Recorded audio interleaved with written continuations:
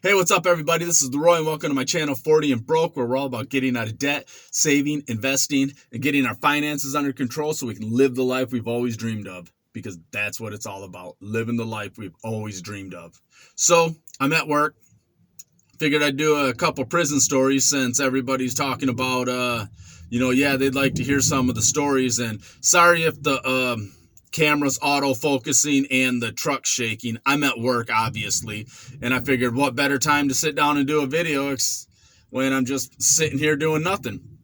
So I figured the video I'd talk about is the first fight I got into in the joint. I was telling this story to my wife and my daughter, and they thought it was hilarious, and they thought I should put it on do the video and put it on here. So what the heck, here we go. So I just come down. I'm 19. Yeah, I'd have been 19 because this would have been in 1998. So I'm 19. I'm fresh into prison. I'm not even been in prison, maybe not even a year. And I'm working in the kitchen. So I was working in the main kitchen, which meant we cooked all the meals for all the various units throughout the prison there. And I was on the cook crew. And so one day I stayed through count, and count time is where everybody goes back to their cells. The officers walk around, they count everybody, make sure everybody's accounted for, and then send it, the numbers to the control center. And then once count clears, basically they're counting you. They're making sure you're there. Well, some people get to stay through the kitchen and make sure that everything's, ready for when count's clear and all the food can go out to the various kitchens and stuff like that. And being on the cook crew, I was one of the people that was allowed to stay in the kitchen through count. So I had to open some cans of vegetables or maybe fruit, something, but they were in those big, commercial size Gordon cans, and there'd be 6 of them in a case. Well, I was carrying 4 or 5 cases. So it's 24 cans, something like that. But I had 4 cans or 4 cases, something like that. And I carried them across the floor. And the guy had he had just mopped the floor. And I walked across his floor. And he was like, "Hey, man, can't you walk around? Why you got to walk across my freshly mopped floor?" And I'm like, "Dude, fuck that floor. That's fucking John Engler's floor. That's not your floor. What's the big deal, man?"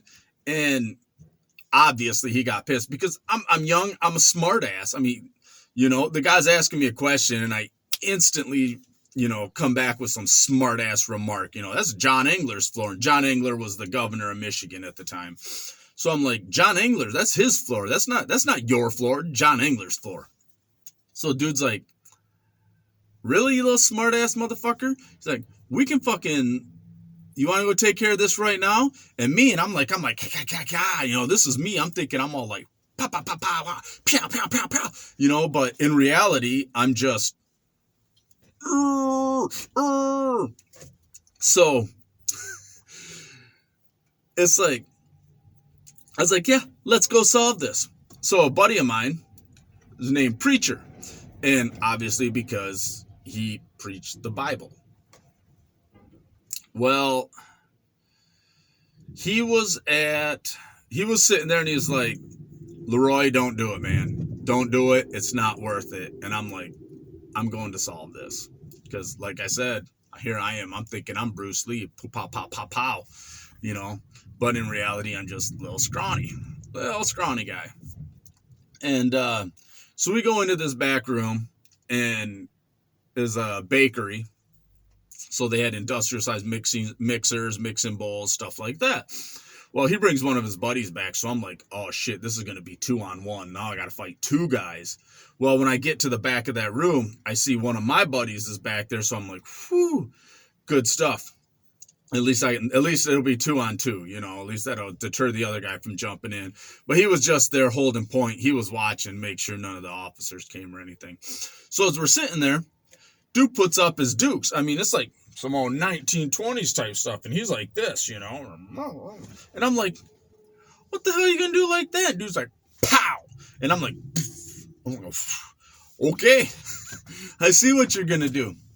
So he's all like, pew, pew, pew, like some old 1800 boxer or something you'd see. Well, I get up underneath his arms, and he had long arms. So once I got in, he couldn't use his reach. Well, I was up underneath and dropping, uppercuts, just clocking him in the face, a couple body shots, but, and it's like, so as I'm just sitting there punching him, he can't use his reach. Well, he reaches down and scoops me up, and now he's got me across his body like this, and I'm just like, oh, shit. So once he had me up there, I thought I was screwed. I thought he was just going to drop me right on his knee and just bust my ribs all to hell. So I get my arm up around his neck, and I'm lying sideways across him. I'm just swinging up, just popping him in the face. And he's trying to push me down, but he can't break my hold. So I'm punching him and punching him. So finally he gets his other arm out from underneath me, and he pushes down with both arms, breaks me loose, and I drop down. I bounce my head off one of those big mixing bowls and just runs up the side of my face, left a mark up the side of my face. So then he comes starting, he's trying to stomp on me, as he's walking at me, and I'm just scooting back. I'm still on the ground, and he's towering above me. So I kick at him, and I kick him in the balls, and nothing. Doesn't even faze him. Dude doesn't even flinch, and I'm just like, oh, shit. So he's still coming at me, trying to stomp on me. He's just trying to put his boot right through my head. And I managed to kick him again in the genitals once again. And that time I must have hit him square on, because he was like, oh, he fell over. And as he fell over, I kicked up and kicked him in his face. But I think it just glanced off him, because it didn't really do anything to him. And then we got up, I got up, and we managed to square off again, and we're squared off. And then his buddy's like, cops coming. So I broke to the back of the room, and he went out to the side. And then later on, I heard him talking, and he was like, man, that white guy kicked me in the balls. He's like, nothing else hurt, but man, when he booted me in the balls, he's like, oh, that was the worst. My buddy, we're in the back talking after the fight, and I got this mark on the side of my face from the mixing bowl. He's like, dude, when he lifted you up in the air, I thought you were fucked. And I'm like, dude, I thought the same thing. I was like, oh shit, this is going to hurt. This is going to hurt bad. And he's like, look, you need to go squash this. And I'm like, what are you talking about? And this is where I learned a valuable lesson about prison. Once the fight's over, it's not over. Now you have beef. So I'm like, what do you mean? We got into a fight. We had a disagreement. It's over. And he's like, that ain't over. He's going to think you're going to stab him. And you need to either go kill the situation, let him know it's over, or, figure out what's going on, whatever. He said, but you need to be on high alert. And I'm like, oh, fuck, So I went and talked to the guy. I was like, hey, dude, we had a disagreement. It was solved. I don't want you to think I'm coming at you. I have no more beef. I made a dumbass comment. I shouldn't have done it. You were 100% it right. I was at fault. You were well within your rights. I admit that. I apologize for my dumbass comment. He's like, okay, that's cool, man. That's cool. Well, and this tells you what the mentality is like. Well, after count, another one of my buddies found out about the fight, and he's like, I'm going to go put my ID on a knife. We're going to get him back here. We're going to stab the shit out of him. We're going to stuff him in an oven. And I'm like, dude, no, we're definitely not doing any of that. So the next day, the guy that was in the back with me, that was my buddy, he was like, that guy was, I believe he was a member of the Moorish temple, which is, they're Muslims. And he's like, he's a Moor, and their mom wants to talk to you. And I'm like, oh, fuck. I'm like, okay.